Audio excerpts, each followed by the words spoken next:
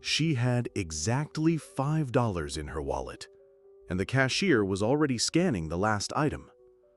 The people behind her stared. Her cheeks burned. And then, a stranger stepped forward and changed the course of her life forever. The rain was relentless that Thursday afternoon, falling in silver sheets that blurred the edges of the small Midwestern town. It was the kind of cold, wet day where people hurried from one doorway to the next, their coats pulled tight, eyes down against the wind. Inside Miller's Grocery, the only store within 10 miles, the air was warm and smelled faintly of yeast from the bakery section. Fluorescent lights hummed overhead, reflecting off the freshly mopped tiles. Shopping carts clinked as they bumped against each other near the entrance. Samantha pushed one of those carts slowly down the bread aisle. She wore a faded navy coat and sneakers that had once been white. Her hair was pulled back into a messy ponytail. The weight on her shoulders wasn't just from her coat. It was from the bills on her kitchen table, from the rent due in 2 weeks, from the tired eyes of her 2 children when they asked, "What's for dinner?" She checked her list, though list was generous. It was just 3 things scribbled on a scrap of paper: bread, milk, apples. She paused in front of the bread display, comparing prices. The store brand white loaf, $1.59. She picked it up and set it gently in the cart, almost as if the price might change if she wasn't careful. As she moved toward the dairy section, her mind wandered to last night. She'd been sitting at the small kitchen table, sorting coins into little piles. Her daughter, Emma, had been coloring nearby. Her son, Jack, had been doing homework, erasing mistakes until the paper tore. Emma had looked up at her and asked, "Mommy, can we have apples for my lunch tomorrow?" Samantha had smiled, the kind of smile that hides a no. "We'll see, sweetheart." That "we'll see" was why she was here now, in this store on this rainy afternoon. She reached the refrigerated section and grabbed a half-gallon of milk, $2.19. Finally, she found the apples, shiny red ones in a small plastic bag, $1.75. She hesitated, then placed them in the cart. The man behind her was in his late 50s, wearing a faded baseball cap and a jacket that had seen better days.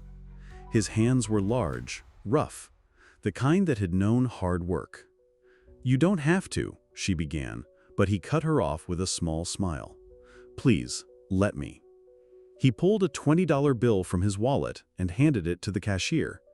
Samantha's cheeks flushed, not with embarrassment this time, but with a strange warmth. The man didn't act like it was a big deal. No speech about helping the less fortunate, no pity in his eyes, just kindness.